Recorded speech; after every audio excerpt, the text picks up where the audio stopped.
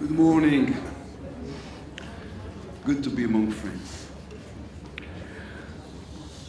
What I want to share with you today is my growing concern of the grinding of democracy here in Israel and its effect on the fight we are leading against the BDS movement. The people in this room lead the fight against anti-Semitism of the BDS movement. Like you, I'm committed to it. Part of it is being careful about Israel's image abroad. This is not a speech I would have made outside Israel. Even though I'm part of the opposition, like many in this room, when I'm abroad or being interviewed in the foreign press, I avoid criticizing the government.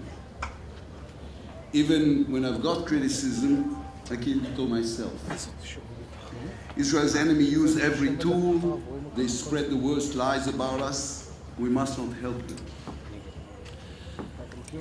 I've often come out angrily against Israeli organizations like Breaking the Silence or the Tzelem for the work abroad. Their campaigns abroad are intolerable. The fact that they sit at the same conferences with supporters of the BDS movement deserves our complete condemnation.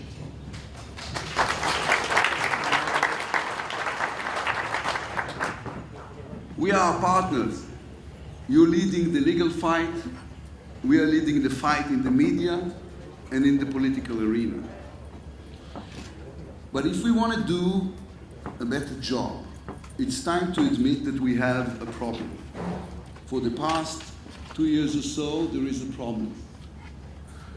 The government has stopped taking our struggle into account. The attacks on Israeli democracy here at home are harming our just cause abroad. A month ago, I spoke in front of 50,000 people at a huge demonstration in Tel Aviv. Defending Israel's democracy was the title of the demonstration. I can't believe it's only a month ago. No one thought at the time there would be an elections. It was clear Netanyahu would form a government. It was also clear that the first thing the new government would do is pass laws granting the Prime Minister immunity and limiting the power of the Supreme Court. The demonstration was meant to be the opening shot of an entire campaign, legal, parliamentary, media, public. We were determined to do everything to prevent those laws from passing. They would have signaled the destruction of Israel's democracy in favor of an Erdogan-like system of government. We hope to prevent it from happening. We were not sure we'd succeed. All the future coalition parties agreed to pass the laws the Prime Minister has wanted. Each party had a price. The ultra-Orthodox wanted laws separating men and women in the public sphere. Other parties wanted to ensure that laws granting rights to the LGBT community would not pass. Netanyahu promised everyone everything, just so long as the judicial case against him couldn't proceed. In one of the discussions, someone asked me, what are we going to do if the laws passes anyway? I said that in that case, I plan to organize the opposition to stop coming to the Knesset, to stop coming to the plenary, to stop coming to the committees, not to take part in a pretense that we were still a democracy. I didn't come into politics, I said to them, to take part in a charade. I'm not willing to be the prop that allows the Prime Minister to travel the world and claim Israel is still a democracy. Netanyahu is willing to allow us to sit there and shout so that the BBC and Fox News will show that there's still an opposition in Israel. I'm not willing to take part in that. Let the world see that the plenary is empty and the coalition is sitting alone, taking decisions. Okay, two guys.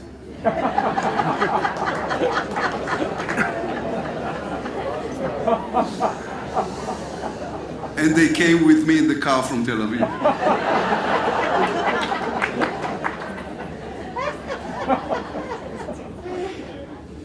If they are willing to abandon Israeli democracy, let them deal with the consequences. Thank God we didn't get that far. It's a radical step. I'm not a radical person. I'm a centrist. Some say I'm part of the center-right. I'm an Israeli patriot. I've devoted and continue to devote a significant amount of time and effort defending Israel in the face of the BDS movement. We're allowed to expect our government, our prime minister, to show the same level of responsibility as the opposition. The state of Israel is under constant attack. The main weapon against these attacks is that we are a functioning Western-like democracy.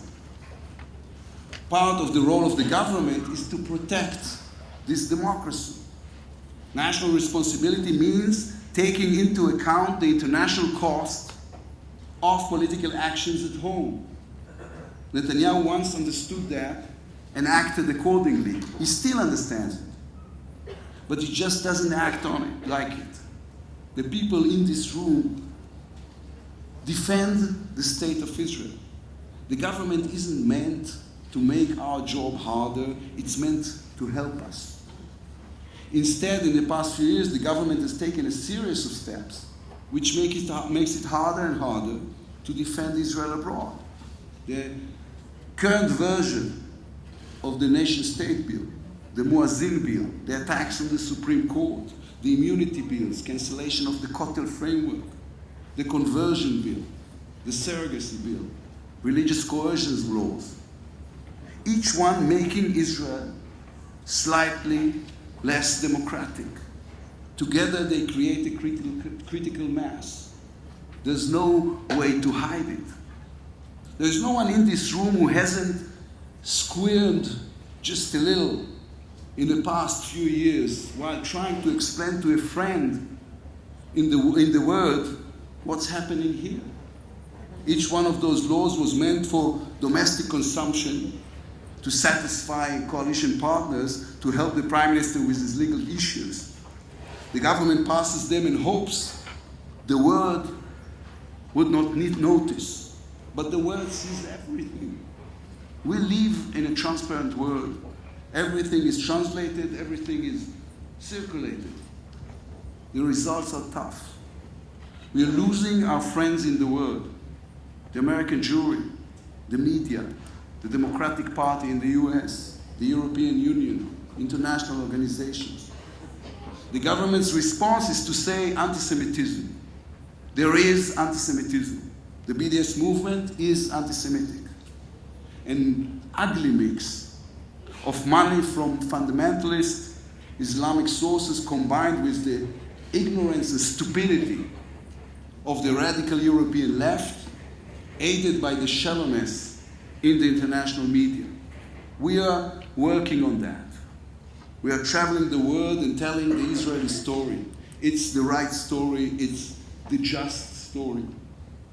But if the government wants to keep saying that we are the only democracy in the Middle East, it needs to protect that democracy. American Jewry isn't anti-Semitic. They love us, they just don't understand what's happening to us. The fight for Israeli democracy is one we need to have for us, not for the world. Freedom of speech comes with all the things we don't want to hear. Freedom of the press comes with the risk that will look bad. The opposition is loud, but if it wasn't, it wouldn't be an opposition. The Supreme Court doesn't give the government total freedom to do whatever it wants, because it's the only defense against the tyranny of the majority. If we don't have a strong judicial system, where will the weak go when they are being mistreated by the government? The Prime Minister can't break the law and then change the law. I'm leading this fight because of my children. not because of what someone will say on CNN, but especially us, those who stand at the forefront of the fight against modern anti-Semitism, need to say in a clear voice that the government is making our lives more difficult in the world. The role of the government is to take Israel's international standing into account. The role of the Prime Minister is to ensure we don't suffer long-term damage. It's true that President Trump supports us. That's a blessing. I was at the embassy opening in Jerusalem with tears in my eyes. It was one of the happiest moments of my life. But in the meantime, the House of Representatives is under democratic control. And those Democrats are angry. They think Israel is losing its democratic character. They want me to tell them it is not true. I want to tell them it is not true. I wish I could. The fight over Israel's image in the world starts here at home. The government has lost interest in it. The Prime Minister delivers the right speeches, but he stopped taking the fight into consideration in his political decisions. He's lost the ability or the desire to say to his political partners, we can't undermine Israel's democracy because it helps those who want to disparage Israel. In the long run, it's even worse. It's a risk to our national security. The fact that Israel, for example, is the only country in the Middle East that gets the F-35 fighter jets is because we are a democracy. If the world stops believing we are a democracy, commitment to our national security will erode. Those sat here are committed to Israel's security and well-being. We have to advance that commitment in two ways.